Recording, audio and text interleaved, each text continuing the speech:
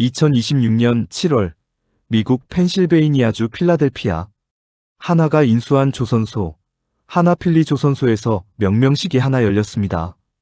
이 자리에서 미국 해사청은 놀라운 발표를 하나 내놓았습니다.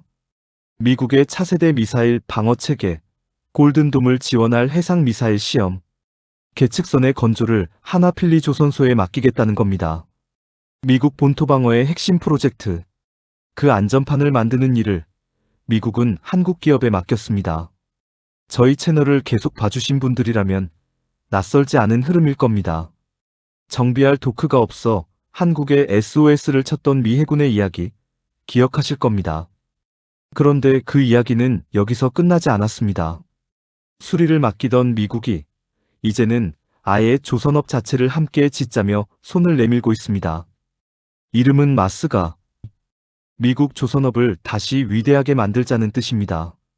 오늘 자부스는 대한민국이 어쩌다 미국의 국가안보 산업 한복판까지 들어가게 됐는지 그 전체 그림을 그려보겠습니다. 이야기의 출발점은 이미 여러 차례 말씀드렸던 것과 같습니다. 미국의 조선업은 무너졌습니다. 그런데 그 격차가 정확히 얼마나 되는지 숫자로 보면 상상 이상입니다. 2023년 미국 해군정보국 ONI의 내부 평가 자료가 외부로 흘러나왔습니다. 이 자료에 따르면 중국의 연간 선박 생산 능력은 2,325만 톤, 미국의 생산 능력은 단 10만 톤이었습니다. 계산하면 중국의 조선 생산력이 미국의 약 232배에 달한다는 뜻입니다. 다시 말해 중국의 대형 국영 조선소 단 한 곳의 연간 생산 능력이 미국 전체 조선소를 모두 합친 것보다 많다는 겁니다. 이 수치가 알려지자 미 태평양 함대의 전직 정보작전 책임자는 이대로면 미국이 반세기 만에 처음으로 바다에서 패배할 수 있다는 경고까지 내놨습니다. 실제로 지난 10년간 구축함 진수 실적을 비교하면 중국은 23척, 미국은 11척에 그쳤습니다. 2020년 이미 함정수에서 미국을 추월한 중국은 2035년까지 보유 함정을 475척까지 늘릴 계획입니다. 화력과 기술의 차이를 떠나 애초에 만들어내는 속도 자체에서 미국이 상대가 되지 않는 겁니다. 2026년 2월 백악관은 마코 루비오 국무장관과 러셀 보트 관리예산국장 명의로 45쪽 분량의 문서를 하나 공개했습니다. 이름은 미국 해양행동계획. 이 문서에는 신뢰할 수 없는 공급자에 대한 의존을 줄이기 위해 한국 일본과의 조선업 재건 협력을 계속하겠다는 내용이 명시돼 있었습니다. 미국이 스스로 인정한 겁니다. 자국의 힘만으로는 더 이상 조선업을 되살릴 수 없다는 사실을 말입니다.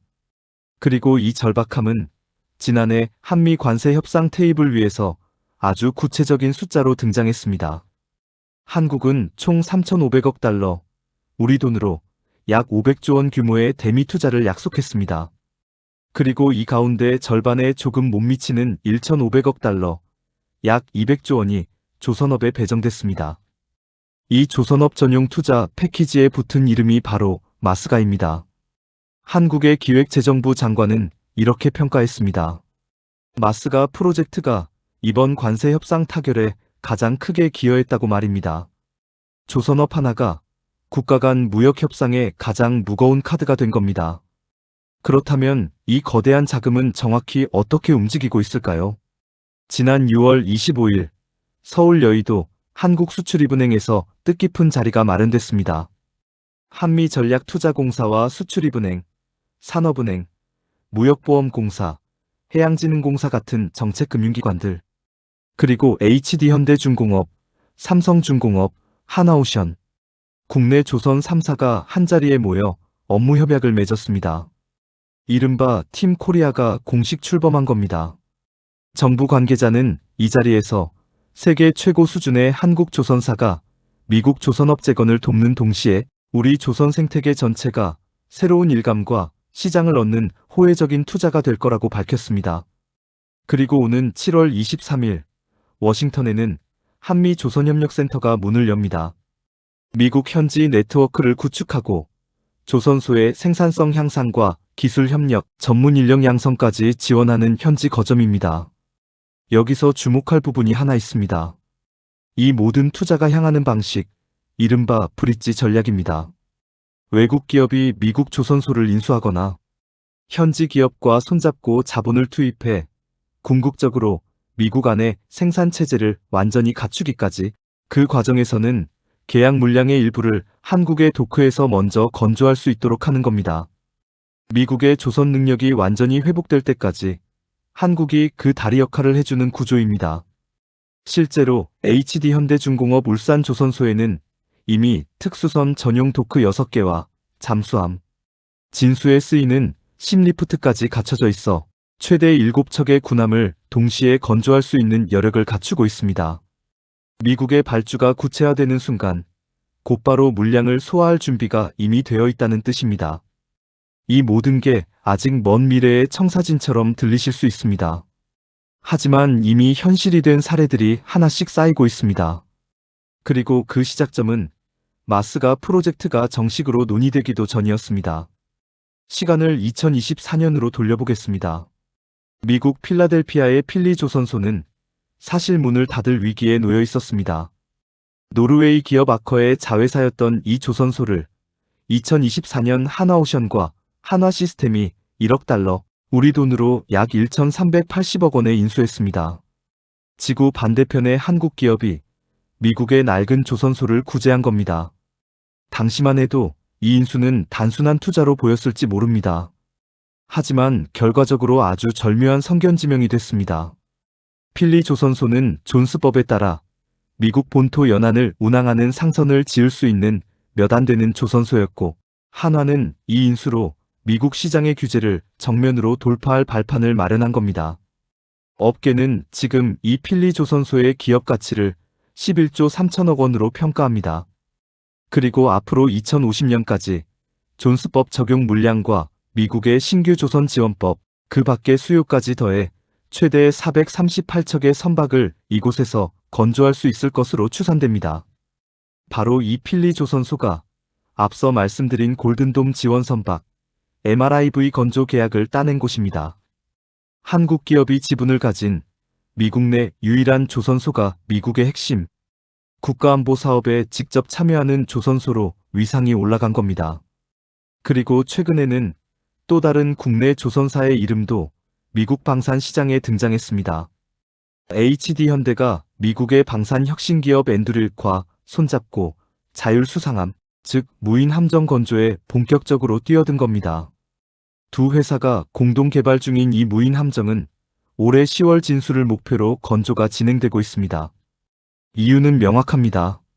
앞서 말씀드린 중국과의 232배 격차. 전통적인 대형 유인 함정만으로는 이 격차를 단기간에 좁힐 수 없다는 걸 미국도 잘 알고 있습니다.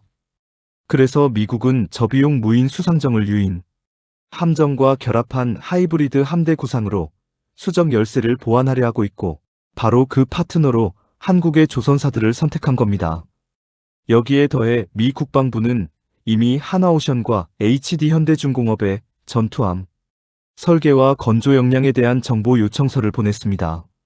아직 확정된 계약은 아니지만 미국이 자국 전투함의 설계 단계부터 한국의 역량을 저울질하고 있다는 뜻입니다.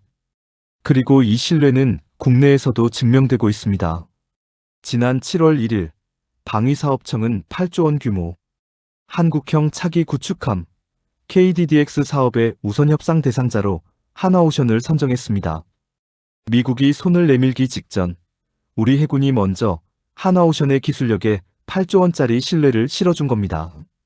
지난 7월 15일 펜실베이니아주 육군전쟁대학에서 열린 국방혁신 서밋.